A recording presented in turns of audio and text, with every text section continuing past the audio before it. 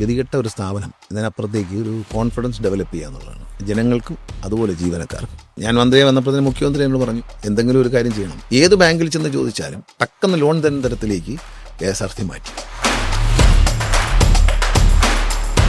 KSRTC നഷ്ടത്തിൽ നിന്ന് കയറുന്നതെന്നൊക്കെ പറയുമ്പോഴും നമ്മളെ നശിപ്പിക്കുന്ന ഒരു സാധനമാണ് ഈ ഹൈവേയുടെ പണി. ഈ നിർത്തിയിടലിൽ തന്നെ കോടിക്കണക്കിന് രൂപയുടെ ഡീസൽ ഒരു ദിവസം നഷ്ടപ്പെടുന്നുണ്ട്. പക്ഷേ ഇത് പൂർത്തിയായാൽ അത് വലിയൊരു പ്രത്യേകതയായിരുന്നു. തിരുവനന്തപുരം മുതൽ കാസർഗോഡ് വരെ നമുക്ക് വന്ദേ ഭാരതിനെ വെല്ലുന്ന ബസ് ഓടിക്കണമെന്നാണ് എൻ്റെ ആഗ്രഹം. വില കൂടിയ ഒരു ബിസിനസ് ക്ലാസ്, വില കുറഞ്ഞ ഒരു കുറച്ചുകൂടെ ചാർജ് കുറഞ്ഞ ഒരു ഇക്കണോമിക് ക്ലാസ് ബസ്സുകളിൽ ഉണ്ടാക്കണമെന്നാണ് പ്ലെയിനിലുള്ളത്. മന്ത്രിയായിട്ട് 2 വർഷമാവുന്നു. ഈ 2 വർഷത്തിനിടയിൽ ഞാൻ KSRTCയിൽ 50 പരിഷ്കാരം കൊണ്ടുവന്നു. ഈ 50 പരിഷ്കാരം വിജയിച്ചിട്ടുണ്ട്. കോമൺ സെൻസും സാധാരണക്കാരൻ്റെ മനസ്സും ജീവനക്കാരൻ്റെ മനസ്സും പഠിച്ചാൽ ഇത് വിജയിക്കാം. ഒരു പൊതുഗതാഗത സംവിധാനം ലാഭകരമായിട്ട് പ്രവർത്തിക്കേണ്ടതുണ്ടോ? യാത്രയ്ക്കപ്പുറത്തേക്ക് ഒരു സന്തോഷം കൂടി തരുന്ന ഒരു സ്ഥാപനമായി മാറട്ടെ എന്നാണ് നമ്മൾ ആഗ്രഹിക്കുന്നത്. ഇന്ന് KSRTCക്ക് വേണ്ടി ചെയ്യുന്ന എല്ലാം ഈ സ്ഥാപനത്തെ രക്ഷിക്കാനാണ്, ഇതിലെ ജീവനക്കാരെ രക്ഷിക്കാനാണ്. രക്ഷപ്പെട്ടാൽ ഇപ്പോൾ രക്ഷപ്പെടും, ഉറപ്പാണ്.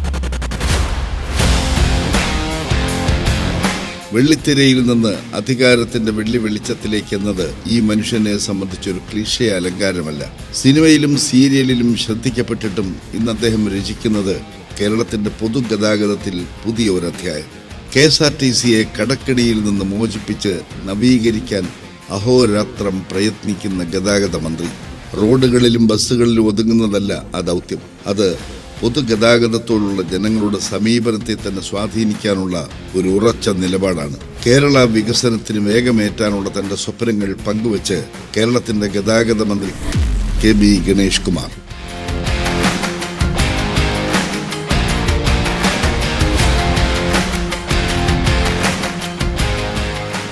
കേരളത്തിലെ ലക്ഷോപലക്ഷം ജനങ്ങളുടെ ഗതാഗതത്തിന്റെ ജീവനാഡി എന്ന് പറയുന്നത് KSRTC ആണ്. പക്ഷേ എല്ലാ കാലത്തും ഒരു കടക്കിണിയിലായ പ്രസ്ഥാനം എന്നുള്ള ദുഷ്പേരുകൂടെ കേൾക്കേണ്ടി വന്നിട്ടുണ്ട്. അപ്പോൾ പുതിയ KSRTC ആണ് ഇപ്പം നമ്മൾ കാണാൻ പോകുന്നത്. അപ്പോൾ എന്താണ് അതിൻ്റെ ഒരു സ്ട്രാറ്റജി? KSRTCയുടെ ഒരു ബ്രാൻഡിംഗ് ആണ് ഞാൻ ഉദ്ദേശിക്കുന്നത്. ഇപ്പം നടക്കുന്ന ഈ എക്സ്പോയും അതേ തുടർന്ന് പുതിയ വാഹനങ്ങളൊരു വരവും അതിൽ മീഡിയയിലൂടെയും ജനങ്ങളിലൂടെയും മോഹൻലാലിനെ പോലെ വലിയ ആർട്ടിസ്റ്റുകളെയൊക്കെ വെച്ച് ഞാനിതിൻ്റെ ഒരു പ്രൊമോഷൻ ചെയ്യുന്ന വേറൊന്നും കൊണ്ടല്ല. ഇതുവരെ ഈ മുമ്പ് ചോദ്യത്തിൽ പറഞ്ഞതുപോലെ ഗതികെട്ട ഒരു സ്ഥാപനം. ഇതിനപ്പുറത്തേക്ക് ഒരു കോൺഫിഡൻസ് ഡെവലപ്പ് ചെയ്യുക എന്നുള്ളതാണ്. ജനങ്ങൾക്കും അതുപോലെ ജീവനക്കാർക്കും. KSRTC ഹിസ്റ്ററിയിൽ ആദ്യമായിട്ടാണ് ഇങ്ങനെ എക്സ്പോ നടക്കുന്നത്. KSRTC ജീവനക്കാർ സംഘടിപ്പിക്കുന്ന, അവർക്ക് ചിരിക്കാൻ കഴിയുന്ന, ആഘോഷിക്കാൻ കഴിയുന്ന ഒരു സംഭവം ഉണ്ടായിട്ടില്ല, ചരിത്രത്തിൽ ഒരിക്കലും ഉണ്ടായിട്ടില്ല. പണ്ടൊക്കെ ചില നാടക ട്രൂപ്പൊക്കെ ഉണ്ടായിരുന്നു. അതൊന്നും അല്ല. ജനറലി എല്ലാ ജീവനക്കാർക്കും ആഹ്ലാദിക്കാൻ കഴിയുന്ന ഒരു സാഹചര്യം ഒരിക്കലും ഉണ്ടായിട്ടില്ല. ഒന്നുകിൽ അവരെ ശമ്പളം കിട്ടില്ല, ഒരുപാട് വിഷയങ്ങളുണ്ട്. അപ്പോൾ ഈ അടുത്ത കാലത്ത് ഇതിൻ്റെ തുടക്കത്തിൽ ഒരു രസകരമായൊരു സംഭവം. തുടക്കത്തിൽ ഒരു ഘോഷയാത്ര നടത്തി, ഒരു വിളംബര ഘോഷയാത്ര. അപ്പോൾ ഈ ഘോഷയാത്ര കവടിയാറിൽ നിന്നാണ് ആരംഭിക്കുന്നത്.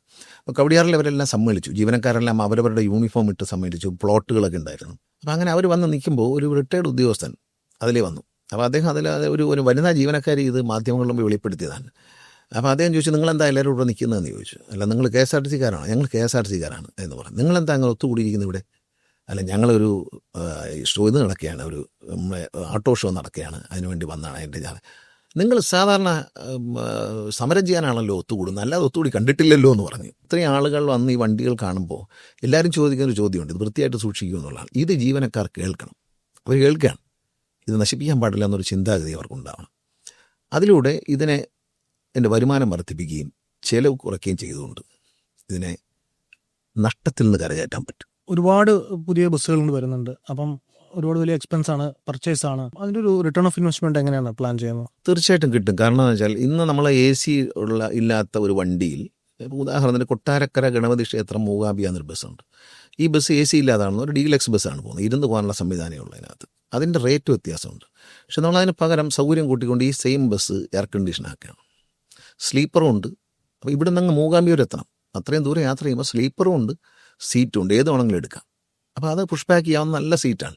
അത് വരുമ്പോഴേക്കും സ്വാഭാവികമായിട്ട് ഈ വണ്ടി യാത്രയ്ക്ക് വേണ്ടി തിരഞ്ഞെടുക്കും. പലപ്പോഴും എന്താ, ഇത് മുഷിയും, ഒരുപാട് സമയമെടുക്കും, പൊടിയടിക്കും, ചൂടെടുക്കും എന്നൊക്കെ പറയുന്നില്ല. കാലാവസ്ഥ മാറിയതുകൊണ്ടാണ് ഞാൻ കൂടുതൽ AC ബസ്സുകൾക്കൊരു സ്ട്രെസ് കൊടുക്കുന്നത്. അതായത് റേറ്റ് സൂപ്പർ ഫാസ്റ്റിൽ തന്നെ ഒരു വണ്ടി എടുത്തിട്ട് ബാറ്ററി കൊണ്ട് ഓടുന്ന ഒരു AC വെച്ചു. ഫുള്ളായിട്ടാണ് പോകുന്നത്. കാരണം റേറ്റിൽ വലിയ വ്യത്യാസമല്ല. വേറെ ഒരു ചെറിയ തൃശ്ശൂരിലെത്തുമ്പോൾ ഒരു 30 രൂപയുടെ വ്യത്യാസമേ ഉള്ളൂ വണ്ടി തിരുവനന്തപുരം തൃശ്ശൂർ എത്തുമ്പോൾ. അപ്പോൾ അത്തരത്തിൽ സാധാരണക്കാരുടെ യാത്ര കുറച്ചുകൂടി ആഡംബരമുള്ളതാക്കിയാൽ അവരതിൽ ആകർഷിക്കപ്പെടും. അതിൽ പണം ഒരു വിഷയമല്ല, അതിലവർക്ക് ചാർജൊന്നും വർദ്ധിപ്പിക്കുന്നില്ല. ഇതിനുള്ള ചാർജ് വർദ്ധിപ്പിക്കാതെ ഇതിൻ്റെ ടേൺ ഓവർ കൂട്ടുക എന്നാണ്. കാരണം ആളുകളുടെ എണ്ണം, എനിക്ക് സംതൃപ്തിയുള്ളൊരു കാര്യം, കഴിഞ്ഞ വർഷങ്ങളെക്കാൾ ഈ വർഷം യാത്രക്കാരുടെ എണ്ണം കൂടുതലാണ് ഈ വന്നുകൊണ്ടിരിക്കുന്ന വർഷത്തിൽ. അപ്പോൾ ഇതുകൂടി വരുമ്പോൾ യാത്രക്കാരുടെ എണ്ണം കൂടും. പിന്നെ KSRTC സമയത്ത് പോവുകയും വരികയൊക്കെ ചെയ്യണം. ആ ഡിപ്പെൻഡ് ചെയ്യാൻ പറ്റുന്നൊരു സർവീസാണെന്ന് തോന്നിക്കഴിഞ്ഞാൽ, ഏതൊരു പൊതുഗതാഗതം അങ്ങനെയാണ്, തോന്നിക്കഴിഞ്ഞാൽ ഇത് വിജയിക്കും. ഇപ്പോൾ KSRTC ഒരു ശരാശരി കളക്ഷൻ 7 കോടി 7.5 കോടിക്ക് ഇടയിൽ നിൽക്കും. അത്രയും കളക്ഷൻ വരുമ്പോൾ തന്നെ നമുക്കൊരു ദിവസം 1.5 കോടി രൂപ നഷ്ടമുണ്ട്. ഇതിൽ 1,19,00,000 രൂപ പഴയകാല കടങ്ങൾ ബാങ്കിൽ അടയ്ക്കുന്നതാണ്. ഇവരുടെ അടയ്ക്കുന്നുണ്ട് എല്ലാ ദിവസവും. അതിൻ്റെ ഒരു കണക്കെന്ന് പറഞ്ഞാൽ 8.5 കോടിയിലേക്ക് ഇതിനെ കൊണ്ടുവരാൻ കഴിഞ്ഞാൽ, ഇപ്പം ഞാൻ പ്രതീക്ഷിക്കുന്ന ഈ 100 വണ്ടി, ആദ്യത്തെ 100 വണ്ടി ഇറങ്ങുമ്പോൾ തന്നെ 50 ലക്ഷം രൂപയുടെ കളക്ഷൻ വർദ്ധിക്കുമെന്നാണ് കണക്കാക്കുന്നത്. ഈ വണ്ടികൾക്കെല്ലാം മൈലേജ് കൂടുതൽ കിട്ടുന്ന വണ്ടിയാണ് വാങ്ങിച്ചിരിക്കുന്നത്.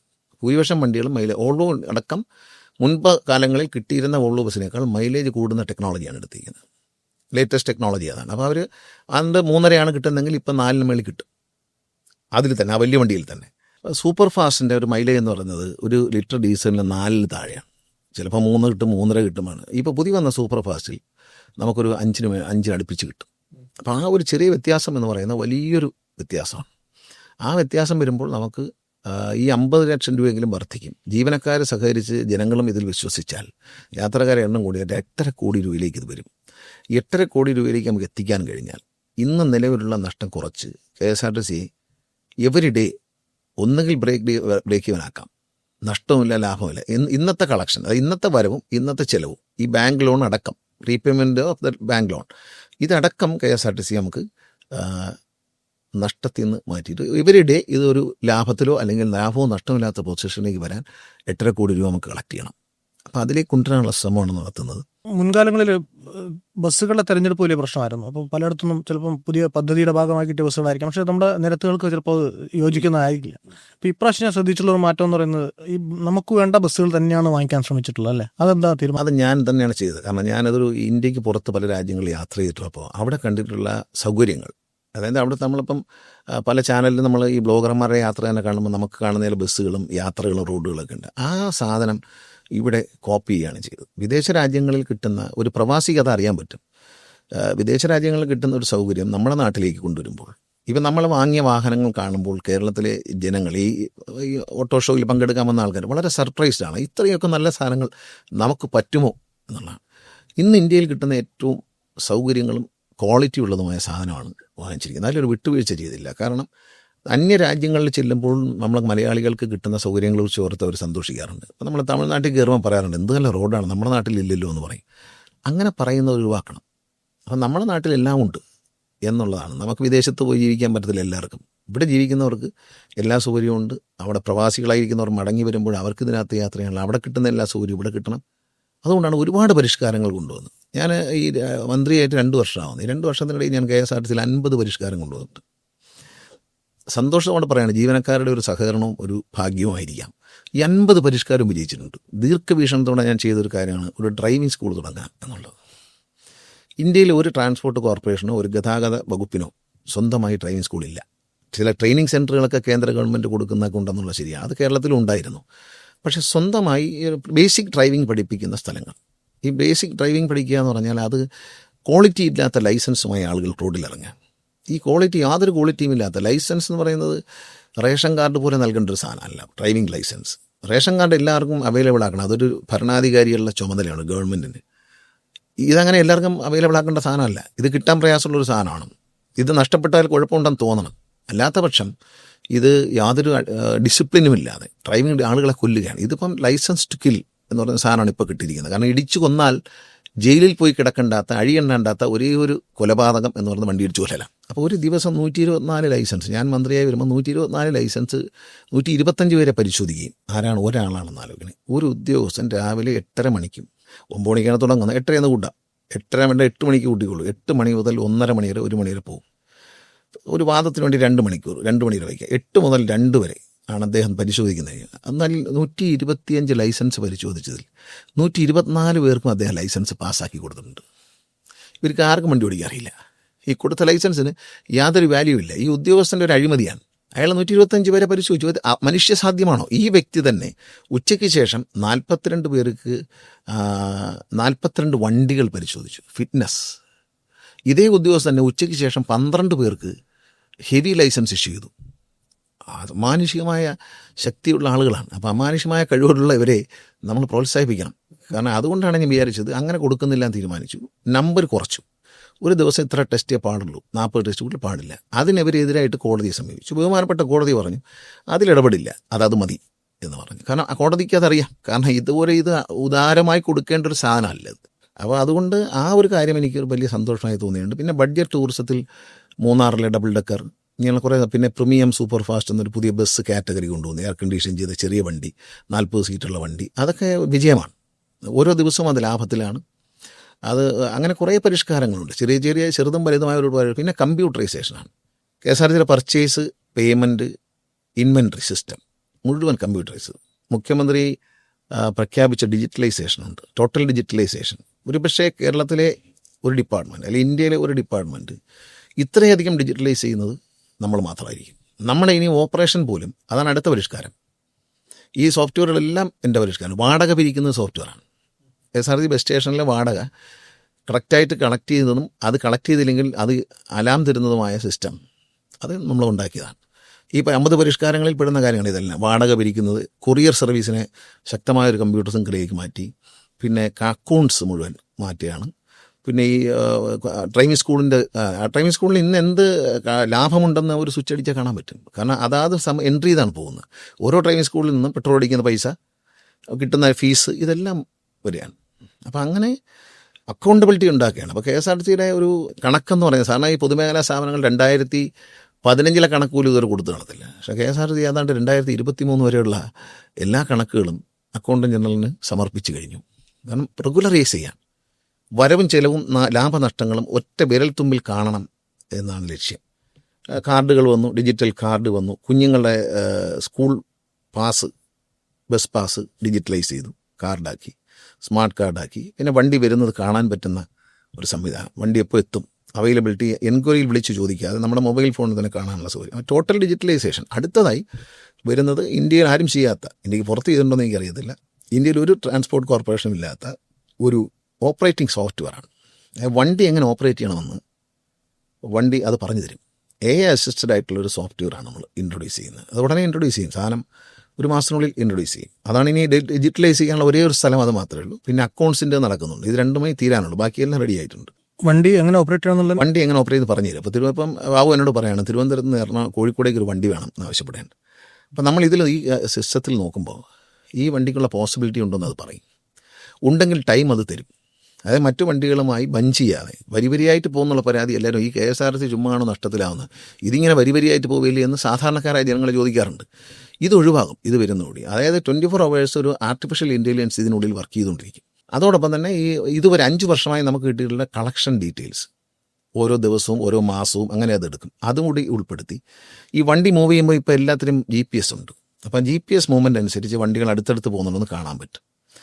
ഇതുകൂടി വന്ന് ജീവനക്കാരുടെ ഡ്യൂട്ടി ഉണ്ട്. ഒരു ജീവനക്കാരന് ഇത്ര മണിക്കൂർ ഡ്യൂട്ടി എന്നുള്ളതാണ്. അത് വെച്ചുകൊണ്ട് ഈ 3 ഇത് വെച്ചുകൊണ്ട് ഒരു സോഫ്റ്റ്വെയർ ഉണ്ടാക്കണം എന്നാണ് ഞാൻ ആഗ്രഹിച്ചത്. അത് മന്ത്രിയായിട്ട് വരുന്നതിന് മുമ്പ് എൻ്റെ ഒരു ആഗ്രഹമാണ്. ഇങ്ങനൊരു പരിഷ്കാരമുണ്ട്. ഞാൻ മുമ്പിരുന്ന പറഞ്ഞ ട്രാൻസ്പോർട്ട് മന്ത്രിമാരോടും പറഞ്ഞു കൊടുത്തിട്ടുണ്ട്, ഇങ്ങനെ ചെയ്താൽ നന്നായിരിക്കും, നഷ്ടം കുറയും, ഡെഡ് മൈലേജ് എല്ലാം നിൽക്കും, ഉച്ച സമയത്ത് വണ്ടിയുടെ ആവശ്യമില്ല, ആ സമയത്ത് വണ്ടി ഓടിക്കേണ്ടതെന്ന് ഈ സോഫ്റ്റ്വെയർ അഡ്വൈസ് തരും. അത് വാച്ച് ചെയ്യുന്നത് ഇപ്പോൾ നമ്മൾ അഡ്വാൻസ് ചെയ്തപ്പോൾ എന്ത് പറ്റി, നമ്മൾ സോഫ്റ്റ്വെയർ ഉദ്ദേശിച്ചു, പക്ഷേ അഡ്വാൻസ് ചെയ്തപ്പോൾ ആർട്ടിഫിഷ്യൽ ഇൻ്റലിജൻസ് ഇതിനകത്ത് വർക്ക് ചെയ്താൽ ഇത് പെർഫെക്റ്റ് ആവും. ഒരു 3 months കൊണ്ട് അഡ്വൈസ് തരും. ഇപ്പോൾ 2 റോഡിൽ വരുന്ന വണ്ടികൾ ഒന്നിച്ച് ചേരുമ്പോൾ ഒരു വണ്ടി ഡിലേ ആയിട്ട് വന്നാൽ മതിയെന്ന് ഇത് അഡ്വൈസ് ചെയ്യും. അപ്പോൾ ഒരു വണ്ടിക്ക് ഒരു ഇടുന്നതിന് മുമ്പ് ചോദിക്കും, ഈ വണ്ടി പല ഉച്ച സമയത്ത് ഒരു വണ്ടി കൊല്ലത്തുനിന്ന് തിരുവനന്തപുരത്തേക്ക് വരുന്നു, ഈ 2 വണ്ടികളും ഉച്ചയ്ക്ക് ഓടേണ്ട കാര്യമില്ല, ആരുമില്ല, നട്ടുച്ച സമയത്ത് ഭയങ്കര ചൂടാണ്, ആളും കുറവാണ് റോഡിൽ, അപ്പോൾ ഓടണ്ട. ഈ 2 വണ്ടിയുടെയും ക്രൂ തിരുവനന്തപുരത്തും കൊല്ലത്തുമായിട്ട് വിശ്രമിക്കുന്നു. അത്രയും സമയം നമുക്ക് നഷ്ടമില്ല. വിശ്രമിച്ചിട്ട് അവർ ആ പീക്ക് ടൈം 3 മണി കഴിയുമ്പോൾ അവരതെടുത്ത് ഓടിക്കുന്നു. അപ്പോൾ കളക്ഷൻ കിട്ടും. ഈ ഡെഡായിട്ട് ഈ 2 ട്രിപ്പെങ്കിലും ഡെഡായിട്ട് പോകും ഇടയ്ക്ക്, കൊല്ലത്തിനും ആറ്റിങ്ങലും ഇടയ്ക്ക്, ആറ്റിങ്ങൽ കൊല്ലത്തിനിടയിൽ ഈ ടയറും പോവും, ഡീസലും പോവും. ഇത് പോകാതെ ഇരുന്നാൽ നമുക്ക് വലിയ ലാഭമുണ്ട്. കഴിഞ്ഞ കാലങ്ങളിലൊക്കെ പല സമിതികളും ഇതിനെപ്പറ്റി പഠിച്ചിട്ടൊക്കെ ഉണ്ട്. ഈ കമ്മീഷനെയൊക്കെ വെച്ചിട്ട് ഇതെങ്ങനെ നന്നാക്കാമെന്ന് പഠിച്ചിട്ടുണ്ട്. അതിൻ്റെ ഒന്നും ആവശ്യമില്ല. കോമൺ സെൻസും സാധാരണക്കാരൻ്റെ മനസ്സും ജീവനക്കാരുടെ മനസ്സും പഠിച്ചാൽ ഇത് വിജയിക്കാം. KSRTC പറ്റി ഈ അടുത്ത കാലത്തുണ്ടായിട്ട് നിരീക്ഷണങ്ങളിലൊന്ന് ജനങ്ങളോടുള്ള ഇടപെടൽ മെച്ചപ്പെട്ടിട്ടുണ്ട്. ചെറിയ വണ്ടികളിൽ പോലും ഇപ്പോൾ മൊബൈൽ ചാർജിങ് ഉണ്ട്, വൈഫൈ ഉണ്ട്, പുതിയ വണ്ടിയിൽ വൈഫൈ ഉണ്ട്, എല്ലാത്തിലും GPay ഉണ്ട് എല്ലാത്തിലും. അപ്പോൾ യൂസർ ഫ്രണ്ട്ലി ആയിട്ടുണ്ട് എന്നുള്ളൊരു അത് എങ്ങനെ ആലോചിച്ച് നടപ്പിലാക്കിയൊരു നീക്കമാണോ? അത് ഈ ഡിജിറ്റലൈസേഷൻ്റെ ഭാഗമായിട്ടാണ്. ഈ ചില്ലറയ്ക്ക് വേണ്ടി ഒരു വഴക്കുണ്ട്. നമ്മൾ ചില്ലറ കൊടുക്കാൻ വേണ്ടി, പ്രത്യേകിച്ച് സ്ത്രീകൾ ചില്ലറയ്ക്ക് വേണ്ടി അവരെ ബാഗ് മുഴുവൻ തപ്പുന്നതാണ്. അങ്ങനെ കണ്ടക്ടർ ഈ ബാഗ് വെച്ച് ചില്ലറയ്ക്ക് ഇങ്ങനെ കുലുക്കുന്നതും കാണാം. പിന്നെ രണ്ടുപേരും കൂടെ ചേർത്ത് 100 രൂപ മാറിയെടുത്തോളൂ എന്ന് പറഞ്ഞു വിടും. ഇതെല്ലാം ഒഴിവാക്കണം എന്ന ആഗ്രഹത്തോടെയാണ് ഈ കാർഡ് കൊണ്ടുവരുന്നത്. കാർഡ് ഭയങ്കര സക്സസ് ആണ്. കാരണം ഈ 90,000 കാർഡാണ് ആദ്യം അടിച്ചു വന്നത്. 90,000 കാർഡും വിറ്റു. 5 ലക്ഷം കാർഡ് കൂടി ഞങ്ങൾ അടിക്കാൻ വേണ്ടി കൊടുത്തു. അതിൽ 30,000 കാർഡ് കഴിഞ്ഞ ദിവസം വന്നു, ഒരു 3-4 ദിവസം മുമ്പേ. ഒറ്റ ദിവസം കൊണ്ട് 30,000 കാർഡ് തീർന്നു. അപ്പോൾ ഈ കാർഡ് വരുന്നതോടെ എല്ലാവരും ഇത് സ്വീകരിക്കുകയും യാത്ര അതിലാകുകയും ചെയ്യുമ്പോൾ ഈ ചില്ലറ കൊടുക്കലും വഴക്കുകളും നിൽക്കും. പിന്നെ ഇത് പഞ്ച് ചെയ്ത് പോകുന്നതുകൊണ്ട് കൃത്യമായി പണം അപ്പം തന്നെ നമ്മുടെ അക്കൗണ്ടിൽ വരും. അതുകൊണ്ട് വളരെ അക്കൗണ്ടിങ് വളരെ ശരിയായി മാറും. ഇപ്പം ക്യാഷ് കൈകാര്യം ചെയ്യുന്നിടത്താണ് ചില വെട്ടിപ്പുകളും തട്ടിപ്പുകളും ചില അബദ്ധങ്ങളും ഒക്കെ പറ്റാറുണ്ട്. ഇത് ചിലർക്ക് അബദ്ധം പറ്റാം, ചിലർക്ക് മനഃപൂർവ്വമായിട്ട് ചെയ്യാം. അങ്ങനെയുള്ള ആളുകളൊക്കെ ഉണ്ട്. അതെല്ലാം ഒഴിവായി കിട്ടും പരമാവധി. പിന്നെ ഇപ്പം നമ്മളൊരു മീൻ വാങ്ങാൻ ഒരു വണ്ടി നമ്മുടെ മുമ്പിൽ വന്നെന്നാലും GPay ചെയ്തിട്ടാണ് നമ്മൾ എടുക്കുന്നത്. അപ്പോൾ ആ സംവിധാനങ്ങളൊന്നും ഇല്ലെങ്കിൽ ഇന്നത്തെ കാലത്തിനനുസരിച്ച് നമുക്ക് മാറാൻ കഴിയില്ല. അപ്പോൾ അതുകൊണ്ട് ആ സംവിധാനങ്ങളെല്ലാം കൊണ്ടുവന്നു. ചെറിയ വണ്ടികൾ, ഇപ്പോൾ ഗ്രാമപ്രദേശങ്ങൾ ഓടാൻ വേണ്ടി ചെറിയ വണ്ടി വാങ്ങിച്ചിട്ടുണ്ട്. ലോക്കൽ നമ്മുടെ മലയോര പ്രദേശത്തുള്ള ഒറ്റപ്പെട്ട സ്ഥലങ്ങളിലേക്ക് ഓടിപ്പോകാൻ, അവിടെ തോട്ടം മേഖലകളിലും ആദിവാസി മേഖലകളിലൊക്കെ ആളുകൾ വണ്ടിയില്ല. അതിന് വേണ്ടിയിട്ട് നമ്മളൊരു വണ്ടി വാങ്ങിച്ചു. ആ വണ്ടിയിൽ പോലും വൈഫൈ ഉണ്ട്. ഒരു 1 GB വൈഫൈ നമ്മൾ ഫ്രീ ആയിട്ട് ഈ പ്രീമിയം സൂപ്പർ ഫാസ്റ്റ് മുതൽ എല്ലാ വണ്ടിയും കൊടുക്കുന്നുണ്ട്. ഇപ്പോൾ വന്ന ഈ വണ്ടികളിലെല്ലാം വൈഫൈ ഉണ്ട്. അത് എല്ലാ സീറ്റിലും മൊബൈൽ ചാർജറുണ്ട്. കാരണം എല്ലാവർക്കും മൊബൈലുണ്ട്. ചിലപ്പോൾ നമ്മുടെ ഫോണിൻ്റെ ചാർജ് തീരുന്ന ടെൻഷനിലായിരിക്കും നമ്മൾ. ഇപ്പോൾ ഒരു വയറുണ്ടെങ്കിൽ അതിൽ കുത്തിക്കഴിഞ്ഞാൽ ചാർജ് ചെയ്യാവുന്ന സമയം എല്ലാ സീറ്റിലും 2 ചാർജർ വെച്ച് വെച്ചിട്ടുണ്ട്. ഒരു കാലത്തിൻ്റെ ആളുകളുടെ ഈ ഉപഭോക്താവിൻ്റെ ഒരു താല്പര്യമുണ്ട്. ആ താല്പര്യത്തിന് മുൻതൂക്കം കൊടുത്തിട്ടാണ് ഈ വണ്ടി വാങ്ങിച്ചിരിക്കുന്നത്. ഇത് KSRTCയുടെ താല്പര്യം മുൻനിർത്തിയല്ല, യാത്രക്കാരുടെ താല്പര്യം മുൻനിർത്തിയാണ് പുതിയ വണ്ടികൾ ഡിസൈൻ ചെയ്തിരിക്കുന്നത്, വാങ്ങിച്ചിരിക്കുന്നത്. പുതിയ വണ്ടികളുടെ കൂട്ടത്തിൽ ഇൻട്രസ്റ്റേറ്റ് വണ്ടികളെ പറ്റി പരാമർശിച്ചിട്ടുണ്ട്. അതിൽ ട്രൈ കളറിൽ പുതിയ ഡിസൈനിലൊക്കെ. അപ്പോൾ ആ ഇൻട്രസ്റ്റേറ്റ് സെക്ടറിലേക്ക് ശ്രദ്ധിച്ച് പോകുന്നുണ്ടോ പുതുതായിട്ട്? അതിൻ്റെ കാര്യം എന്ന് പറയുന്നത്, നമ്മൾ ഈ ഒരുപാട് കുട്ടികൾ ബാംഗ്ലൂരിലും മൈസൂരിലുമൊക്കെ പഠിക്കുന്നുണ്ട്. അപ്പോൾ ഈ കുട്ടികളാണ് കൂടുതൽ യാത്ര ചെയ്യുന്നത്. പിന്നെ ഔദ്യോഗിക ആവശ്യത്തിന് വേണ്ടി IT രംഗത്തുള്ള ഒരുപാട് ആൾക്കാർ യാത്ര ചെയ്യുന്നുണ്ട്. അപ്പോൾ അവരുടെ ഒരു ജോലിയുടെ സ്റ്റാറ്റസ് അനുസരിച്ചും ആ യങ്സ്റ്റേഴ്സിൻ്റെ ഒരു മാനസികാവസ്ഥ അനുസരിച്ചാണ് വണ്ടി വാങ്ങിച്ചിരിക്കുന്നത്. കളർഫുൾ വണ്ടി വേണം. ഞാൻ മന്ത്രിയായിട്ട് വന്നപ്പം കർണാടകത്തിൽ നിന്ന് മലയാളി സംഘടനകളുടെ നേതാക്കൾ എന്നെ കാണാൻ വന്നു. അവർ പറഞ്ഞ ഏറ്റവും ദയനീയമായ വണ്ടിയാണ് കർണാടക ബസ് സ്റ്റാൻഡുകളിലേക്ക് വന്ന് കയറുന്നത്. അതൊന്ന് മാറ്റണം എന്ന് പറഞ്ഞു. പക്ഷേ ഞാൻ വന്ന സമയത്ത് ഒരു നിവൃത്തിയില്ലായിരുന്നു. ശരിയാക്കാം എന്ന് ഞാൻ അവരോട് പറഞ്ഞു. പക്ഷേ എൻ്റെ മനസ്സിലുണ്ടായിരുന്നു. അതുകൊണ്ടാണ് ഞെട്ടിക്കുന്ന ഒരു വർണ്ണപ്പകിട്ടോടുകൂടി KSRTC വണ്ടികൾ അന്തർ സംസ്ഥാന സർവീസ് നടത്താൻ തീരുമാനിച്ചിരിക്കുന്നത്. നമ്മൾ KSRTC എന്ന് എഴുതിയില്ല, കേരള റോഡ് ട്രാൻസ്പോർട്ട് കോർപ്പറേഷൻ എഴുതിയിട്ടുണ്ട്. അല്ലെങ്കിൽ അവരുടെയാന്ന് വിചാരിക്കണം. നല്ല വണ്ടി കാണുമ്പോൾ വല്ലവരുടെയാന്ന് വിചാരിക്കുന്ന ഒരു സ്വഭാവം നമുക്ക് തന്നെ ഉണ്ട്. നമ്മൾ നന്നാവാനിടയില്ല. നമ്മളെല്ലാവരെയും കടത്തിവിട്ടാണ്. നമ്മുടെ വണ്ടി കയറി വരുമ്പോൾ രാജാവ് കയറി വരുന്ന ഒരു പ്രതീതി സൃഷ്ടിക്കും. ഈ പറഞ്ഞ IT മേഖലയിലുള്ളവർ, വിദ്യാർത്ഥിനികൾ, ഇവർക്ക് അവരുടെ ജീവിതം ഒരു വേറെ സ്റ്റൈലിലാണ്. ആ സ്റ്റൈലിനോളം ഉയരണം. അവരെ ദയനീയമായ യാത്ര, അവരുടെ ഒരു ജീവിത ശൈലി മാറിയിരിക്കുന്നു. പുതിയൊരു ജനറേഷൻ്റെ ആ മാറിയ ജീവിതശൈലിക്കനുസരിച്ച് നമ്മൾ അവർക്ക് സൗകര്യം കൊടുക്കണം. കൊടുത്തില്ലെങ്കിൽ അവർ നമ്മുടെ നാടിനോടൊരു അവജ്ഞ തോന്നും. അത് പാടില്ല. ഞാൻ കൊടുക്കുന്നത് ഈ ഒരു ആളുകളെ ഉദ്ദേശിച്ചിട്ടാണ്. കാരണം അവർ പുതിയ തലമുറ മാറിയിരിക്കുന്നു. അതുകൊണ്ടാണ് ഇത്രയും നല്ല വണ്ടികളും ഏറ്റവും ക്വാളിറ്റിയുള്ള സാധനങ്ങളാണ് ഉപയോഗിച്ചിരിക്കുന്നത്. അതിനകത്ത് പുതിയ ഡിസൈനൊക്കെ ഭയങ്കര വൈബ്രൻ്റ് ആണെന്നുള്ള കാര്യത്തിൽ സംശയമൊന്നുമില്ല. അപ്പോൾ ആ ഡിസൈൻ്റെ പിന്നിലുള്ളതും താങ്കളുടെ മകനെ പോലെ ചിലരാണെന്ന് പറഞ്ഞു കേട്ടു. അപ്പോൾ അതിലേക്ക് എങ്ങനെയാണ് എത്തിയത്? എൻ്റെ മകനും അവൻ്റെ ഫ്രണ്ട് അമലും ഉണ്ട്, ആദിത്യനും അമലും. ഇവർ രണ്ടുപേരും കമൻട്രി യൂണിവേഴ്സിറ്റിയിൽ നിന്ന് ഓട്ടോമൊബൈൽ ഡിസൈനിങ് പഠിച്ചതാണ്. അപ്പോൾ ഇവർ വേറെ പണിയാണ് ചെയ്തുകൊണ്ടിരിക്കുന്നത്. അപ്പോൾ ഞാനിത് എന്തായാലും ഒരു നല്ല കളർ അടിക്കണം എന്ന് തീരുമാനിച്ചു. ഈ കളറിൻ്റെയൊക്കെ ബേസിക്കായിട്ടുള്ള ഐഡിയ എൻ്റെത് തന്നെയാണ്. അപ്പം ഞാൻ അവരെ വിളിച്ചു വരപ്പിക്കണം. അവർ പ്രൊഫഷണലായിട്ട് കമ്പ്യൂട്ടറിലൊക്കെ വരയ്ക്കാൻ പറ്റും. എനിക്ക് ഈ വെള്ള പേപ്പറിൽ ഒരു പേന വെച്ചിട്ട് ഇങ്ങനൊരു വര, അങ്ങനൊരു വരയെന്നൊക്കെ പറയാനേ പറ്റത്തുള്ളൂ. അപ്പോൾ അതൊക്കെ പറഞ്ഞു കൊടുക്കുന്ന ഞാനാണെങ്കിലും അതിനെ പെർഫെക്റ്റ് കണ്ടീഷനിലേക്ക് അത് ഡിസൈൻ ചെയ്ത് കൊണ്ടുവന്ന അവരാണ്. അപ്പോൾ അത് ഞാൻ സജഷൻ കൊടുക്കും. അവർ പല ഡിസൈൻ തരും. ഇതിലും നല്ലത് നോക്കി അങ്ങനെയാണ് ഈ ട്രൈ കളർ വണ്ടി സെലക്ട് ചെയ്യുന്നത്. അതൊരു വലിയ അട്രാക്ഷനായിട്ട് വരുമ്പോൾ നമ്മൾ ഇത്രയും ചെയ്യുമ്പോൾ ഇത് ഞാനൊരു കലാകാരനാണ്. കാരണം എനിക്ക് ഇത് വരച്ച് കാണിക്കുമ്പോൾ, ഇവർ കമ്പ്യൂട്ടർ വരച്ച് കാണിക്കുമ്പോൾ ഇത് വലിയ വണ്ടിയിൽ അടിച്ചു വരും നന്നായിരിക്കും എന്നുള്ളൊരു ധാരണ എനിക്കുണ്ട്. വണ്ടിയോടുള്ള സ്നേഹവും പിന്നെ വണ്ടിയുടെ വലിപ്പവും അതിൻ്റെ ഒരു മനസ്സിൽ ഞാൻ കണ്ടിട്ടുണ്ട്. ഇതെങ്ങനെയായിരിക്കണം പുറത്ത് വരുമ്പോൾ ഒരു സിനിമാ സംവിധായകനെ പോലെയാണ്. ഒരു സിനിമ എങ്ങനെയായിരിക്കും പുറത്തു വരുന്ന ഫൈനൽ പ്രൊഡക്റ്റ് എന്നുള്ള കാര്യം അറിയുന്ന പോലെ പ്രേക്ഷകൻ്റെ മുമ്പിലേക്ക് അവതരിപ്പിക്കുമ്പോൾ ഇതെങ്ങനെയായിരിക്കണം എന്ന് എനിക്കൊരു ധാരണയുണ്ട്. അതിൻ്റെ സീറ്റ് എങ്ങനെയായിരിക്കണം, അതിൻ്റെ കംഫർട്ട് എങ്ങനെയായിരിക്കണം, ഇതിന് ടെക്നിക്കൽ സൈഡെല്ലാം പറഞ്ഞ് കമ്പനിക്കാരുമായിട്ട് വന്നിട്ട് അവർക്ക് ഓർഡർ കൊടുക്കുന്നതും ഞാൻ അവരെ ഇത് ടെൻഡർ വിളിക്കുന്നതും തന്നെ എഞ്ചിനീയർമാരെ ഇരുത്തിയിട്ട് ഞാൻ പറഞ്ഞു കൊടുത്തിട്ട് തന്നെയാണ്. ഇന്ന പോലെ ആയിരിക്കണം, ഇന്ന എയർ സസ്പെൻഷൻ വേണം, അങ്ങനെ. അതായത് ഞാൻ പലരോട് സംസാരിക്കുമ്പോൾ അവർ ഐഡിയകൾ പറയും. ഞാൻ എഞ്ചിനീയറൊന്നുമല്ല, പക്ഷെ ഇന്നത്തെ ഏറ്റവും ലേറ്റസ്റ്റ് ഏതാണെന്ന് കമ്പനിക്കാരോട് സംസാരിക്കും. ഇപ്പോൾ ഈ വന്നിരിക്കുന്ന ബസ്സുകളുടെ പ്രത്യേകത, ഈ ബസ്സുകളൊന്നും 6 സിലിണ്ടർ വണ്ടിയല്ല, വലിയ ബസ്സുകളൊന്നുമില്ല. ലൈലൻഡിൻ്റെ 4 സിലിണ്ടർ വണ്ടിയുണ്ട്, മൈലേജ് കൂടുതൽ കിട്ടുകയും ചെയ്യും, പവർ കൂടുതലുള്ള. അപ്പോൾ നമ്മൾ സാധാരണ വാങ്ങുന്നത് 6 സിലിണ്ടർ വണ്ടിയാണ്, KSRTC അതേ വാങ്ങാറുള്ളൂ. ഈ വലിയ വണ്ടി ഉണ്ടല്ലോ, ഈ ഹ്യൂജ് സൈസുള്ള വണ്ടി 4 സിലിണ്ടറാണ്, അതാർക്കും അറിയില്ല. അപ്പോൾ നാട്ടിൽ അന്വേഷിക്കുമ്പോൾ എന്താ, ഇത്തരം ബസ്സുകൾ ഉണ്ടാക്കാൻ ആളുകൾ 4 സിലിണ്ടർ വണ്ടിയാണ് പ്രൈവറ്റുകാർ വാങ്ങുന്നത്. നമ്മളും 4 സിലിണ്ടർ വാങ്ങിച്ചു. അപ്പോൾ 4 സിലിണ്ടർ വാങ്ങുമ്പോൾ KSRTCയിലെ ചില എഞ്ചിനീയർമാർക്ക് സംശയം ഉണ്ടാകും, സാറേ വലിക്കുമോ വണ്ടി? പക്ഷെ മറ്റ് 6 സിലിണ്ടറിനേക്കാളും പവർ നൽകുന്ന 4 സിലിണ്ടറാണ് കമ്പനിയുടെ പുതിയ കണ്ടുപിടുത്തം. ഇത് നമ്മൾ എടുക്കുകയാണ്, ലേറ്റസ്റ്റ് ആയിട്ടുള്ള സാധനം എടുക്കുകയാണ്. വേണമെങ്കിൽ നമുക്കും ഈ 6 സിലിണ്ടറുള്ള വണ്ടി വാങ്ങിച്ചിട്ട് ഇതേ സാധനം ബിൽഡ് ചെയ്യാം, അതിന് ഡീസൽ കൂടുതൽ എടുക്കും. അപ്പോൾ ഇതൊക്കെ മനസ്സിലാക്കിക്കൊണ്ട് തന്നെയാണ്. അപ്പോൾ ഈ കുട്ടികളെ കൊണ്ട് ഇവരെ കൊണ്ട് ഇങ്ങനെ വരപ്പിച്ചു. പിന്നെ ഫൈനൽ പ്രോഡക്റ്റ് ജനങ്ങളുടെ മനസ്സിലേക്ക് എങ്ങനെ വരും? ഞാനൊരു യാത്രക്കാരനായിട്ട്, കാഴ്ചക്കാരനായിട്ടൊന്ന് കണ്ടു നോക്കുന്നു. എൻ്റെ കണ്ണിൽ ഇത് ആനന്ദം നൽകുമെന്നാണ് ഞാൻ നോക്കിയത്. അത്രയും നോക്കിയിട്ടുള്ളൂ, വേറെ ഒന്നും ചെയ്തിട്ടില്ല. ഇപ്പോൾ ഈ അന്തർ സംസ്ഥാന സെഗ്മെൻ്റ് എന്ന് പറയുന്നത് പ്രൈവറ്റ് പ്ലേയേഴ്സ് ഒരുപാടുള്ള ടൈറ്റ് കോമ്പറ്റീഷനുള്ളൊരു സെഗ്മെൻറ്റാണ്. അതിലേക്ക് KSRTC പോലെ ഒരു പൊതുമേഖലാ സ്ഥാപനം ചെല്ലുമ്പോൾ എങ്ങനെയാണ് ഈ മത്സരത്തെ അതിജീവിക്കാൻ പറ്റുക? നമ്മുടെ കാലത്ത് നമ്മൾ KSRTC എന്നും എടുത്തുള്ളൊരു നിലപാട് ഈ പ്രൈവറ്റ് ബസ്സുകാരുമായി മത്സരിച്ച് ദയനീയമായി പരാജയപ്പെടുക എന്നുള്ളതാണ്. അവർ കൊടുക്കുന്ന ഫെസിലിറ്റി നമ്മൾ കൊടുക്കാതെ, അപ്പോൾ നമ്മളൊരു ഒരു ബസ്, ഒരു നല്ല ലക്ഷറി ബസ് പ്രൈവറ്റുകാരന് ഓടിച്ച് തിരുവനന്തപുരത്ത് നിന്ന് ബാംഗ്ലൂരേക്ക് പോകുന്നത്. അതിന് സമാന്തരമായി നമ്മൾ ഓടിക്കുന്ന ഒരു സൂപ്പർ ഫാസ്റ്റ്, ഒരു എക്സ്പ്രസ് ആയിരിക്കും. പക്ഷെ ഇപ്പോൾ നമ്മൾ ഓടിക്കാൻ പോകുന്നത് പ്രൈവറ്റ് ബസ്സുകാരൻ കൊണ്ടുവന്ന് അവനെ കടത്തി വെട്ടുന്ന സാധനമാണ്. ആ സാധനം ഇട്ടാണ് കോമ്പീറ്റ് ചെയ്യേണ്ടത്. അല്ലാതെ ദയനീയം നമ്മളിപ്പോൾ ബലം പ്രയോഗിച്ച്, എനിക്ക് ട്രാൻസ്പോർട്ട് പോകുന്ന ബലം പ്രയോഗിച്ച്, നിയമം ഉപയോഗിച്ചും നിയമലംഘനം ഉണ്ടെന്ന് കണ്ടെത്തിയും വേണമെങ്കിൽ ഈ വണ്ടികളെ തടയാം. എത്ര ദിവസം? ഒരാഴ്ച, 2 ആഴ്ച, പരമാവധി 1 മാസം. അതൊരു പ്രോസസ്സ്. വേറെ ഉദ്യോഗസ്ഥന്മാർക്ക് വേറെ പണിക്ക് പോകണമല്ലോ, ഇത് മാത്രം ജോലിയല്ലല്ലോ. ഇതാണ് KSRTC ട്രേഡ് യൂണിയനുകളും KSRTCയുടെ ആളുകളും പറഞ്ഞുണ്ടാക്കിയിരുന്നത്. ആ പ്രൈവറ്റ് ബസ്സിനെ തടയണം എന്നുള്ളതാണ്. നമ്മുടെ പോളിസി വേറെയാണ്. പ്രൈവറ്റ് ബസ് അവിടെ ഓടിക്കോട്ടെ, അതിനെ കടത്തി വെട്ടുന്ന KSRTC വണ്ടികളുമായി ബിസിനസ് നമ്മൾ പിടിക്കും. KSRTCയുടെ എല്ലാ കാലത്തെയും ശക്തി ഈ KSRTC ജീവനക്കാരും ആ ബസ്സും നാട്ടുകാരും തമ്മിലുള്ള ഒരു വ്യക്തിബന്ധം കൂടി എസ്റ്റാബ്ലിഷ് ആവുന്നുണ്ട് പലയിടത്തും എന്നുള്ളതാണ്. അത് നാൾക്കുനാൾ മെച്ചപ്പെട്ടു വരിക തന്നെയാണല്ലോ അല്ലേ? വളരെ നല്ല ബന്ധം. പ്രത്യേകിച്ച് ഈ ബഡ്ജറ്റ് ടൂറിസം നമ്മൾ കൊണ്ടുവന്ന ആ ബഡ്ജറ്റ് ടൂറിസത്തിൻ്റെ ഒരു വിജയമെന്ന് പറയുന്നത് തന്നെ ഈ യാത്രയ്ക്ക് വരുന്ന, സ്ഥിരമായി വരുന്ന ആളുകളും ഈ ജീവനക്കാരും തമ്മിലുള്ള വലിയൊരു ബോണ്ടിങ് ഉണ്ടായിട്ടുണ്ട്. ഇപ്പോൾ എൻ്റെ ഏറ്റവും വലിയൊരു സന്തോഷം എന്ന് പറയുന്നത്, ഈ ഒരു പ്രൊപ്പഗൻഡ എല്ലാം നടത്തുമ്പോൾ ഞാൻ ആഗ്രഹിക്കുന്നത് എല്ലാ ജീവനക്കാരും 99% നന്നാക്കാൻ പറ്റില്ല, 99% ജീവനക്കാരും കരുണയോടെയും മാന്യതയോടെയും ജനങ്ങളോട് പെരുമാറും. ആ പെരുമാറ്റം ആളുകളെ ആകർഷിക്കും. ഞാൻ ഈ പറഞ്ഞ 8.5 കോടിയിലേക്ക് സുഖമായി കൊണ്ടുവരാൻ KSRTC ജീവനക്കാർ കഴിയും. ഇന്നും KSRTCയോടും KSRTC ജീവനക്കാരോടും ഈ കുഴപ്പങ്ങളെ കാണിക്കുന്നവരുണ്ടെങ്കിലും KSRTC എന്ന സ്ഥാപനത്തോട് കേരളത്തിലെ ജനങ്ങൾക്കൊരു നൊസ്റ്റാൾജിക് ആയിട്ടുള്ളൊരു അഫെക്ഷനുണ്ട്. അത് രക്തത്തിൽ അലിഞ്ഞു ചേർന്ന ഒരു സംഭവമാണ്.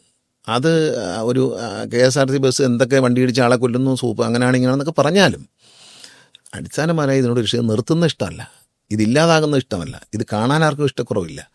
അപ്പോൾ ഈ ജീവനക്കാരുടെ ഭാഗത്തുനിന്ന് നല്ലൊരു പെരുമാറ്റത്തിൽ ഇപ്പോൾ വരികയാണ്. അത് സ്ത്രീ ജീവനക്കാരും പുരുഷ ജീവനക്കാരും ഉണ്ട്, ഡ്രൈവറും കണ്ടക്ടറും എല്ലാം നന്നായി ബിഹേവ് ചെയ്യാൻ തുടങ്ങും. അതിൽ ഞാൻ ഈ മന്ത്രി എന്ന നിലയിൽ ഈ മിസ്ബിഹേവ് ചെയ്യുന്ന ആൾക്കാരോട് യാതൊരു വിട്ടുവീഴ്ചയില്ലായിരുന്നു.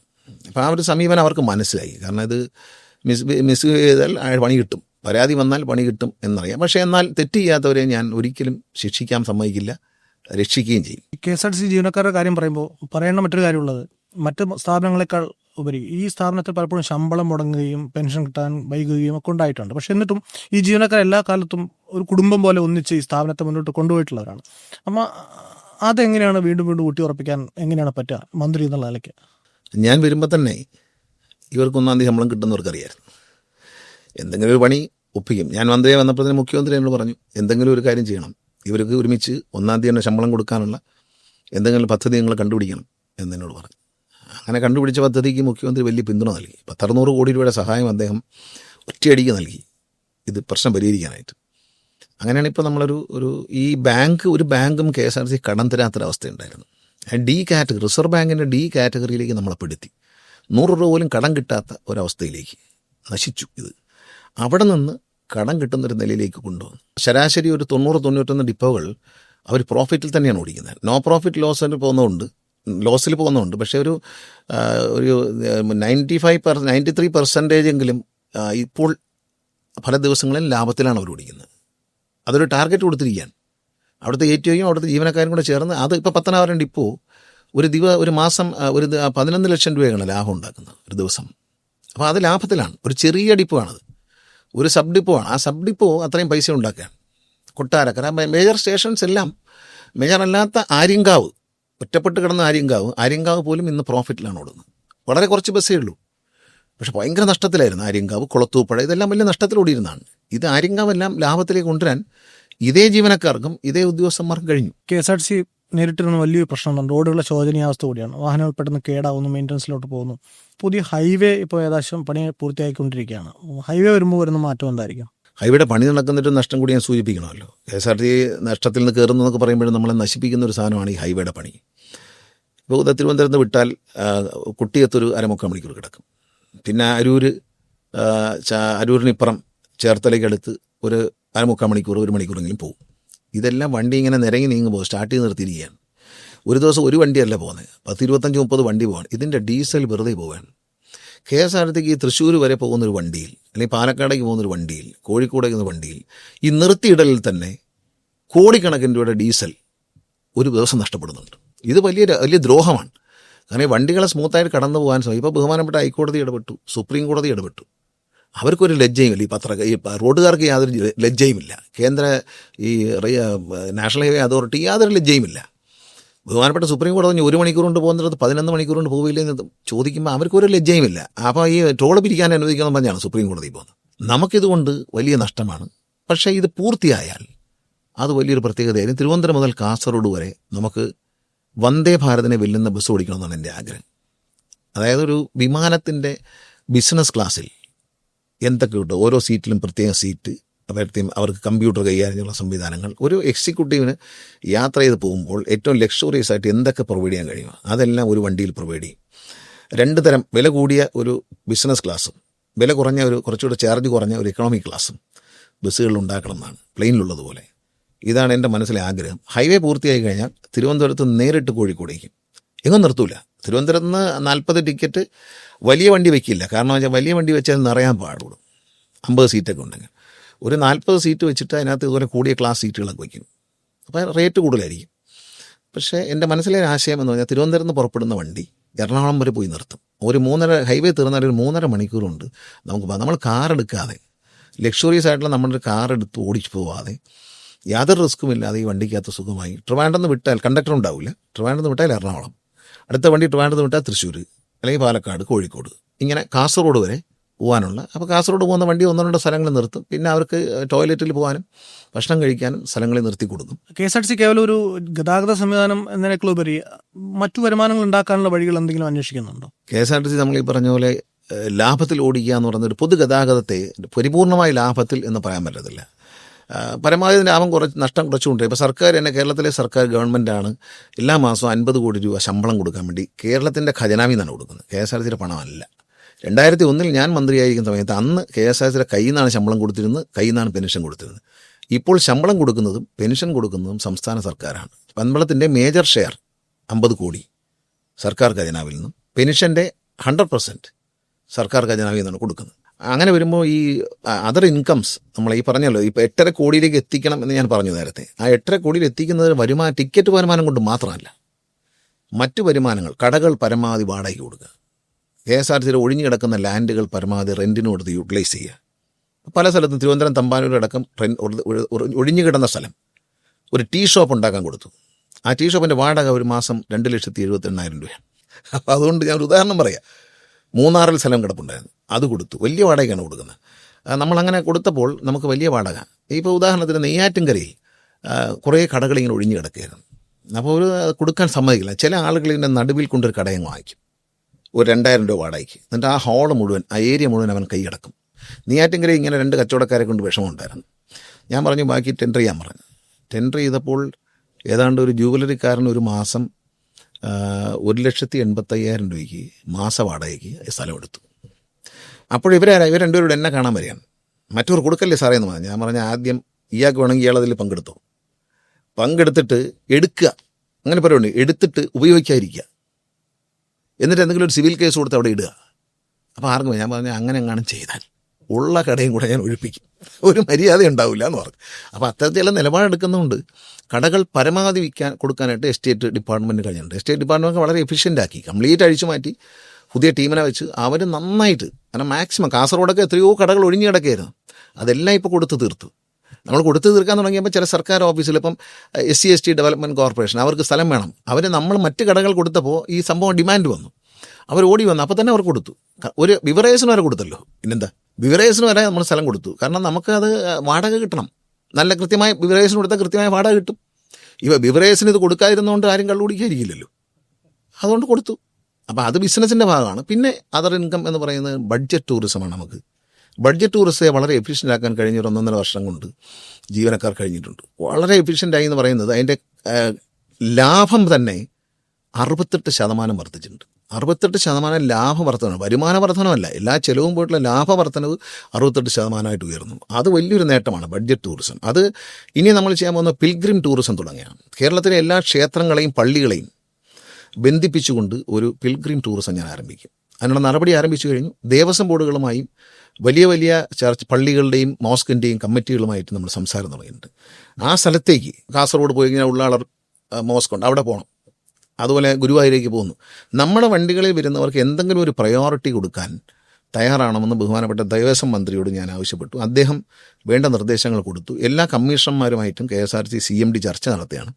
അപ്പോൾ നമ്മളിപ്പോൾ ആറന്മുള വള്ളംകളി പിൽഗ്രിം ടൂറിസം നന്നായി പോകുന്നുണ്ട്. വള്ളംകളി വള്ള സദ്യ കഴിക്കാൻ വേണ്ടി എത്തുന്നു. പ്രത്യേക ഓഡിറ്റോറിയം തന്നെ എടുത്തിട്ട് വള്ള സദ്യ അറേഞ്ച് ചെയ്യുന്നു. അങ്ങനെ പോകുന്ന നല്ല വിജയ, കണ്ണൂരിൽ നിന്നും കാസർഗോഡ് നിന്നൊക്കെ വരുന്നുണ്ട് ആൾക്കാർ. അതുപോലെ തന്നെയാണ് നാലമ്പല ദർശനം, ഇതൊക്കെ വലിയ വിജയമാണ്. അപ്പം വലിയ ക്ഷേത്രങ്ങൾ, ഇപ്പോൾ ആറ്റുകാൽ പൊങ്കാല കഴിഞ്ഞ പ്രാവശ്യങ്ങൾ എന്ത് ചെയ്തു, ഞങ്ങളെ യാത്രക്കാരെ ഞങ്ങൾ കൊണ്ടുവന്നു. പക്ഷെ ആദ്യം പെട്ടെന്ന് ഷോർട്ട് നോട്ടീസിലായതുകൊണ്ട് ഞങ്ങൾക്ക് ചില അസൗകര്യങ്ങളുണ്ടായി. കാരണം ഞങ്ങളുടെ സ്ഥലത്ത് തന്നെ KSRTC ഒരുപാട് സ്ഥലമുണ്ട്, കിഴക്കേക്കോട്ടയിലും വികാസ് ഭവനിലും ഒക്കെ ആയിട്ട്. ഈ സ്ഥലത്ത് നമ്മൾ പൊങ്കാലയിടാൻ സമ്മതിക്കുകയാണ്. അപ്പോൾ കഴിഞ്ഞ വർഷം ഫുഡ് കൊടുത്തതിലൊക്കെ ചില അപകടം സംഭവിച്ചു. കാരണം വെച്ചാൽ ഒരുപാട് കഴുതിയേക്കാൾ കൂടുതൽ ആൾ വന്നു. ഫുഡ് വെളിയിൽ നിന്നുള്ള ആൾക്കാർ കഴിച്ചുകൊണ്ട് പോയി. നമ്മൾ വെച്ചിരുന്ന ഫുഡ് വെളിയിൽ നിന്നുള്ള ആൾക്കാർ കൊടുക്കാതിരിക്കാൻ പറ്റുമോ? വന്ന് ചോദിച്ചാൽ ആഹാരമില്ലേ, കൊടുക്കാതിരിക്കാൻ പറ്റുമോ? കൊടുത്തപ്പോൾ നമ്മുടെ ആൾക്ക് തികയാതായി. അപ്പം അടുത്ത പ്രാവശ്യം തൊട്ട് കൃത്യമായ ആറ്റുകാൽ പൊങ്കാലയ്ക്ക് എല്ലാ സ്റ്റേഷനിൽ നിന്നും പ്ലാൻ ചെയ്ത് കൊണ്ടുവരും. വരുന്നവർ എവിടെ ഇരിക്കണം നേരത്തെ ബുക്ക് ചെയ്തിടും. അങ്ങനെ ഒരു സംവിധാനം ചെയ്യുന്നുണ്ട്. ഇത് വലിയൊരു ഗുണം ചെയ്തിട്ടുണ്ട് നമുക്ക്, വലിയൊരു അഡ്വാൻറ്റേജ്. അത് കേരളത്തിലെ എല്ലാ ക്ഷേത്രങ്ങളെയും പ്രധാനപ്പെട്ട പള്ളികളെയും വേളാങ്കണ്ണി പള്ളി അടക്കം, തമിഴ്നാട്ടിലെ നാഗൂർ, ആറ്റാങ്കര മുസ്ലിം ദേവാലയങ്ങളടക്കം കേരളത്തിൽ നിന്ന് വണ്ടി ഓടിക്കാനുള്ള പെർമിറ്റ് ബഹുമാനപ്പെട്ട തമിഴ്നാട്ടിലെ ഗതാഗത മന്ത്രിയുമായി സംസാരിച്ച് ഞാൻ റെഡിയാക്കിയിട്ടുണ്ട്. ഇനി ആ സ്ഥലങ്ങളിലേക്കൊക്കെ ഇവിടെ നിന്നൊക്കെ പിൽഗ്രിം ടൂറിസം എന്നുള്ള നിലയിൽ ആറ്റാങ്കര പള്ളി, നാഗൂർ പള്ളി ഇതെല്ലാം കണക്ട് ചെയ്ത് പോകും. വേളാങ്കണ്ണി അങ്ങനെ കണക്ട് ചെയ്ത് പോകും. കൊടൈക്കനാൽ, തമിഴ്നാട്ടിലെ എല്ലാ ടൂറിസ്റ്റ് കേന്ദ്രങ്ങളിലേക്കും പോകാനായിട്ട് സ്പെഷ്യൽ പെർമിറ്റ് തരാം എന്ന് അവിടുത്തെ മന്ത്രി സമ്മതിച്ചിട്ടുണ്ട്. അത് എന്താണ് റെഡിയായി, എൻ്റെ എഗ്രിമെൻറ്റ് ലെവലിലേക്ക് എത്തിയിട്ടുണ്ട്. നമുക്ക് ആ സ്ഥലങ്ങൾ തമിഴ്നാട്ടിലേക്കും നമ്മുടെ ടൂറിസത്തെ വ്യാപിപ്പിക്കാൻ കഴിയും. അതോടെ അത് വലിയ ലാഭം, കൂടുതൽ ലാഭം ഉണ്ടാക്കും. പിന്നെ അതിന് കൂടുതൽ നല്ല വണ്ടി കൊടുക്കും.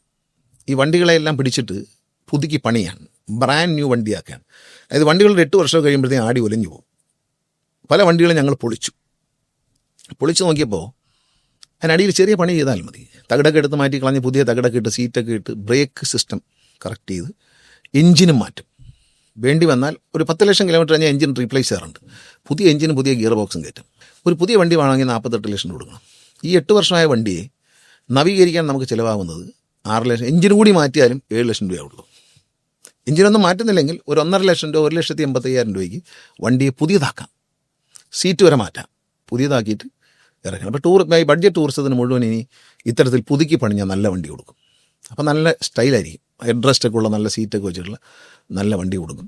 അതിനെ ഘട്ടം ഘട്ടമായി ഹൈബ്രിഡ് AC വണ്ടിയാക്കും, ബാറ്ററിയിലോടുന്ന എയർ കണ്ടീഷൻ. അപ്പോൾ വണ്ടിയുടെ എഞ്ചിൻ പവറിൽ അത് പിടിക്കില്ല, മൈലേജ് കുറയില്ല. അതൊരു പുതിയ ടെക്നോളജിയാണ്. അത് ഞങ്ങൾ ഒരു ബസ് വാങ്ങിച്ചപ്പോൾ ഞങ്ങൾ തന്നെ അതുണ്ടാക്കാൻ പോവുകയാണ്, ഞങ്ങൾ തന്നെ ചെയ്യാൻ പോവുകയാണ്. അത് ഞങ്ങളതിൻ്റെ സാധനം ഇമ്പോർട്ട് ചെയ്തിട്ട് ഞങ്ങളുടെ തന്നെ വർക്ക്ഷോപ്പിൽ ഞങ്ങൾ ഓൾട്ടർ ചെയ്യാൻ പോവുകയാണ്. നിലവിലുള്ള സൂപ്പർ ഫാസ്റ്റുകളെയും അത്തരം വണ്ടികളെയും AC ആക്കി മാറ്റും. അതിനൊരു 5-6 ലക്ഷം രൂപ ചിലവാകുള്ളൂ. അപ്പോൾ അങ്ങനെ ഞങ്ങൾ തന്നെ നേരിട്ട് ചെയ്യാനായിട്ട് ഉദ്യോഗസ്ഥന്മാർക്ക് നിർദ്ദേശം കൊണ്ട് എഞ്ചിനീയേഴ്സ് അതിൻ്റെ പഠനം ആരംഭിച്ചിട്ടുണ്ട്. അവർ ചെയ്യും. നമ്മുടെ മെക്കാനിക്സ് എന്ന് പറഞ്ഞാൽ നമ്മൾ എക്സലൻ്റാണ്. KSRTC മെക്കാനിക്കുകൾ എന്ന് പറഞ്ഞാൽ നമ്മൾ ബ്രില്യൻ്റ് എക്സലൻ്റാണ്. നമ്മൾ പറഞ്ഞ വാക്കുകൾ കൊണ്ട് പറയാൻ പറ്റാത്ത മിടുക്കന്മാരാണ്. അവർ ഉപയോഗിച്ച് ചെയ്യും. പിന്നെ അത് കഴിഞ്ഞിട്ട് നമ്മൾ വെളിയിലൊരെണ്ണം ചെയ്ത് നോക്കി, എന്നിട്ട് അത് അഴിച്ചു പൊളിച്ച് നോക്കുമ്പോൾ അറിയാമല്ലോ എന്താ വേണ്ടത്.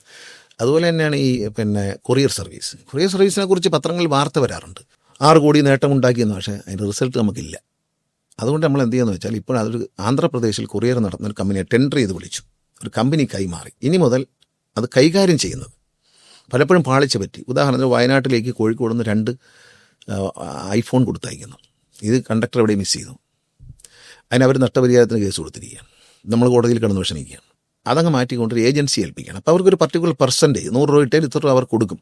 കയറ്റർക്ക് കൊണ്ടുപോകുന്നത്, പാക്ക് ചെയ്ത് വിടുന്നത്, അഡ്രസ്സിലേക്ക് എത്തിക്കാൻ കൊടുക്കും. കണ്ടക്ടർ ഡ്രൈവർ ഇത് കൊണ്ടുപോകുന്ന ജോലി മാത്രമേ ഉള്ളൂ. ട്രാൻസ്പോർട്ടേഷൻ മാത്രമേ KSRTC ഉള്ളൂ.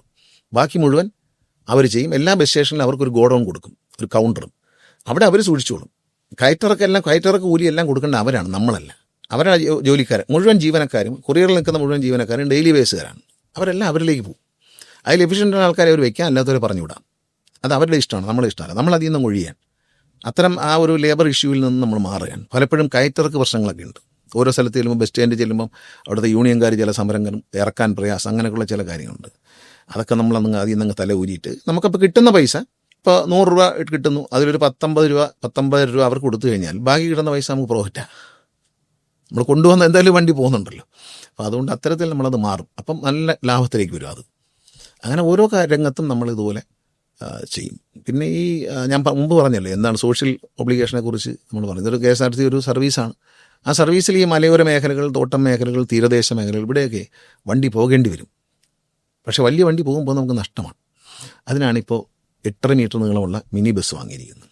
അത് ഈ പ്രദേശങ്ങളിൽ പോയാൽ ഒരു 28 പേർക്ക് ഇരിക്കാം, കുറച്ച് പേർ നിൽക്കുകയും ചെയ്യാം. അപ്പോൾ 10-40 പേർക്ക് അതിനകത്ത് കയറാം. അവരെയും കൊണ്ട് വന്നാൽ നമുക്ക് ഡീസലും 8 കിലോമീറ്ററോളം കിട്ടും. 7 കിലോമീറ്റർ 8 കിലോമീറ്റർ കിട്ടും. അത് നമുക്ക് അതും ലാഭത്തിൽ നഷ്ടമില്ലാതെ കൊണ്ടുപോകാൻ പറ്റും എന്നാണ് ഞങ്ങൾ പ്രതീക്ഷിക്കുന്നത്.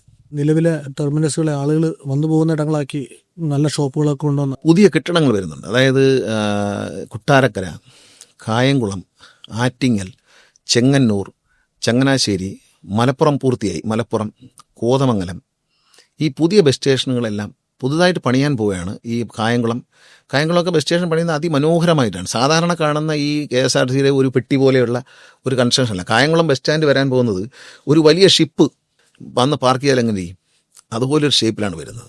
കൊട്ടാരക്കരയും നിർമ്മിക്കുന്ന മനോഹരമാണ്. തൃശ്ശൂരും പൊളിച്ചു പണിയാണ്. തൃശ്ശൂരും 11.5 കോടി രൂപയ്ക്ക് പൊളിക്കാനല്ല ഏർപ്പാടായി കഴിഞ്ഞു. ദിവസങ്ങൾ കൊണ്ട് പൊളിക്കാൻ ഏർപ്പാടായി. ഇപ്പോൾ 40 ദിവസത്തിനുള്ളിൽ ഇത് പൊളിച്ച് മാറ്റും. തൃശ്ശൂരത്തെ ബസ് സ്റ്റേഷൻ അവിടെ നടുവിലായിട്ട്, ഇപ്പോൾ സൈഡിലാണല്ലോ, നടുവിലായിട്ടാണ് ബസ് സ്റ്റേഷൻ. ബസ് 2 സൈഡിൽ നിന്ന് വന്നു പോകും. ബസ് സ്റ്റേഷൻ ആൾ നിൽക്കുന്നതെല്ലാം നടുവിലായിരിക്കും. അപ്പം നമുക്ക് ഈ അരികിലേക്ക് പോകുമ്പം ഇതിൻ്റെ സെറ്റ് ബാക്ക് ഉണ്ട്.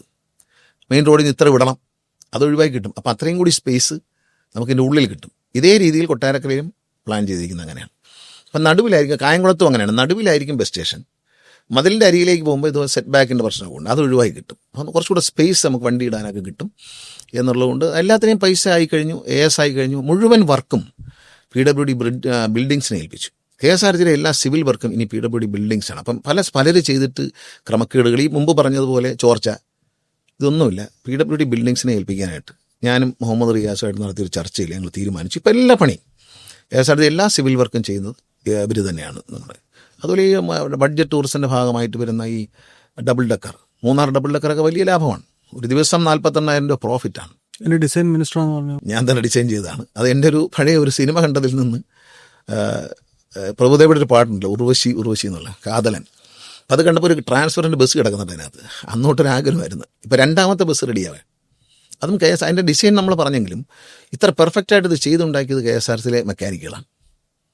അവിടുത്തെ എഞ്ചിനീയേഴ്സും അവിടുത്തെ മെക്കാനിക് കൂടിയാണ് ഇതുണ്ടത്. അവർ ആ ഒരു 2ാമത്തെ വണ്ടി ആദ്യത്തെ വണ്ടിയേക്കാൾ ഭയങ്കര അഡ്വാൻസ്ഡ് ആയിരിക്കും. കാരണം അത്രത്തോളം അവർ പഠിച്ചിട്ടാണ് അവർ ചെയ്യുന്നത്. നന്നായി ചെയ്തിട്ടുണ്ട് 2ാമത്തെ വണ്ടി. അത് ഫിനിഷ് ചെയ്ത് വരുന്നതേ ഉള്ളൂ.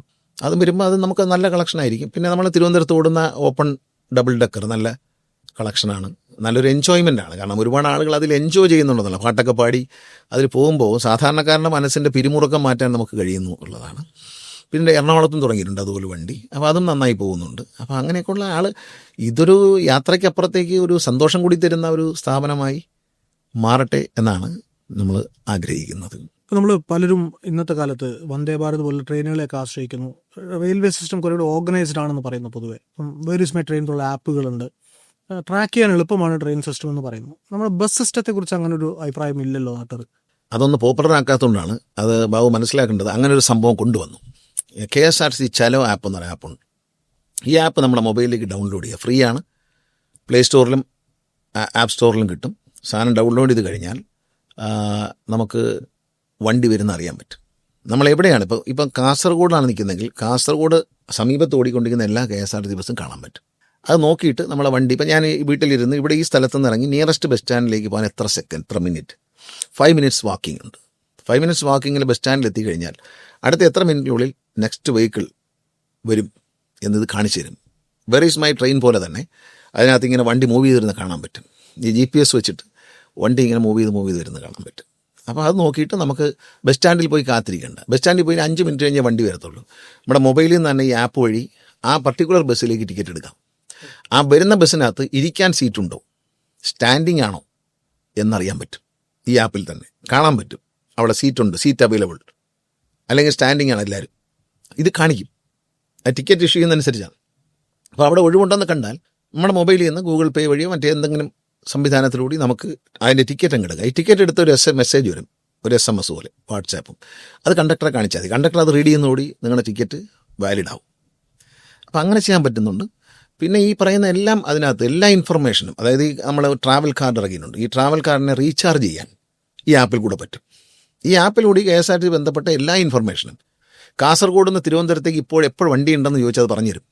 നോക്കിയാൽ സെർച്ച് ചെയ്ത് കഴിഞ്ഞാൽ കിട്ടും. ഇന്നത് മണിക്ക് ഇത്ര മണിക്കാണ്, 3 മണിക്കൂർ കഴിയുമ്പോൾ വരും. ഇപ്പം മൂന്നാറിൽ നിന്ന് പുറപ്പെട്ടൊരു വണ്ടി ഇപ്പോഴെവിടെ എത്തി, ഞാൻ വഴിയിൽ നിൽക്കുകയാണ്, കോട്ടയത്ത് നിൽക്കുകയാണ്, എനിക്കതിൽ കയറണം.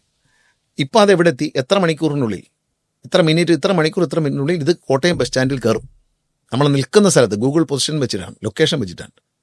ആ ലൊക്കേഷൻ വെച്ചിട്ട് ഈ ലൊക്കേഷനിൽ, ഞാൻ നിൽക്കുന്ന ഈ ലൊക്കേഷനിൽ വണ്ടി എത്തുന്നത് 1 മണിക്കൂർ 48 മിനിറ്റ് കഴിഞ്ഞാന്ന് എഴുതി കാണിക്കും.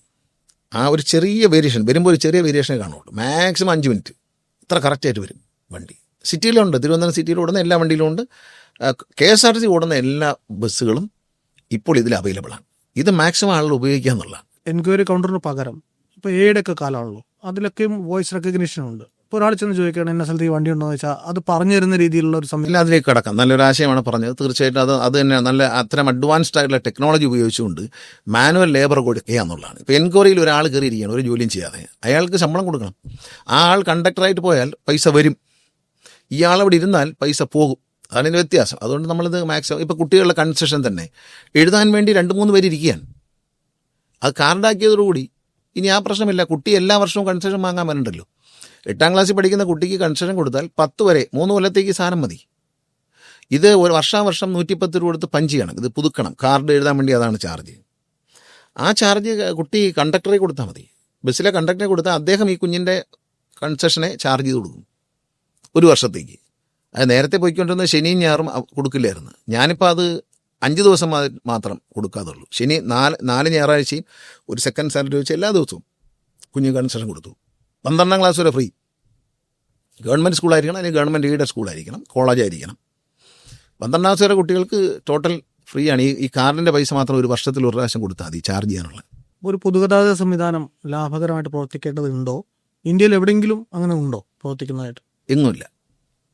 പെൻഷൻ കൊടുക്കുന്ന നമ്മൾക്ക് നഷ്ടമെന്ന് പറയുന്നത്. പെൻഷൻ കൊടുക്കാത്ത കർണാടകയും പെൻഷൻ കൊടുക്കാത്ത തമിഴ്നാടും നഷ്ടത്തിലാണ് ഓടുന്നത്. പൊതുഗതാഗത സംവിധാനത്തിൽ എന്താ പറയുക, അതിനകത്തൊരു കുഴപ്പമുണ്ട്. നമ്മളൊരു തമാശ പറയാൻ, നമ്മൾ ഈ വഴി കിടക്കുന്ന തേങ്ങ എടുത്ത് പഴവങ്ങാടി ഗണോതിക്ക് അടിക്കരുത്.